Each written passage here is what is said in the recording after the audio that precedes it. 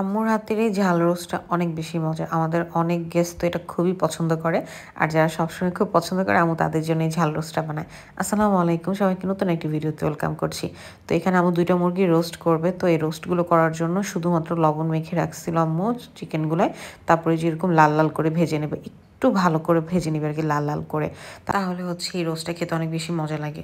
তো এরপরে যে ভেজে নেওয়ার পর এখানে হচ্ছে কড়াইতে তেল দিয়ে দিল, যে ভাজা চিকেনের তেলটা ছিল সেটা, আর সাথে এক্সট্রা করে তেল। এরপর এর মধ্যে গরম মশলা, এলাচ, লং, দারচিনি, তেজপাতা এসব কিছু দিয়ে এগুলোকে একটু ভালো করে ভেজে নিচ্ছে। এরপর এখানে পেঁয়াজ কুচি দিয়ে দিবে, পেঁয়াজটাকে দিয়ে ভালো করে পেঁয়াজটা একটু ভেজে নিবে, একদম মানে বেরেস্তা হওয়ার আগ মুহূর্ত যেরকম হয় আর কি, লাল লাল করে।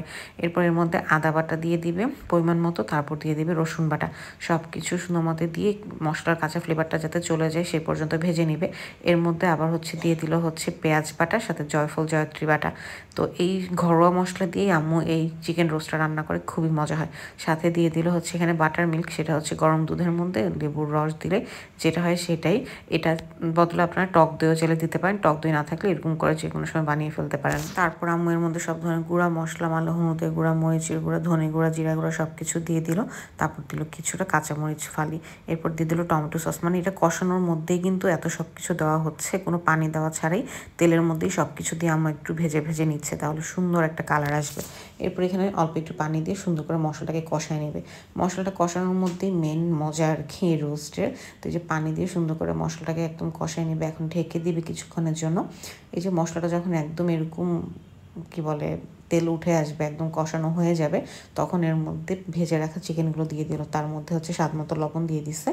এরপর হচ্ছে এই যে চিকেন সবগুলো দিয়ে এখন চিকেনটাকে সুন্দর করে কষায় নেবে। আগে মশলার সাথে ভালো করে মিক্স করে নেবে। এরকম যখন একদম মিক্স করা হয়ে যাবে তখন অল্প একটু পানি দিবে।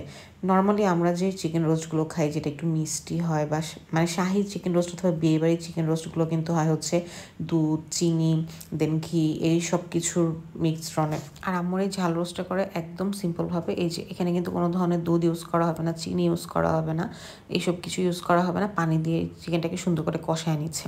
তো এই যে দেখেন চিকেনটা কি সুন্দর করে কষানো হয়ে গেছে, কালারটা খুবই সুন্দর আসে এই চিকেনের। তো এরকম করে হচ্ছে কষানোর পর এখানে আরেকটু পানি দিয়ে দিবে, লাস্ট পানি যেটা, সেটা হচ্ছে চিকেনটা সেদ্ধও হবে আরেকটু, আর হচ্ছে রান্নাও হয়ে যাবে। এই পানিটা একদম শুকায় গেলে কিন্তু রোস্টটা রান্না কমপ্লিট হয়ে যাবে। বাসায় একবার ট্রাই করতে পারেন একদম এইভাবে। এই রোস্টটা হচ্ছে একদমই সিম্পলভাবে বাসায় যে দেখালাম, তো যা যা মশলা থাকে সেগুলো দিয়ে রান্না করছে। তো এরকম যখন ঝোলটা কমে আসবে, গ্রেভির মতো হয়ে আসবে, তখন এর মধ্যে পেঁয়াজ বেরেস্তা দিয়ে একটু নেড়ে চেড়ে ঢেকে রাখবে আম্মু।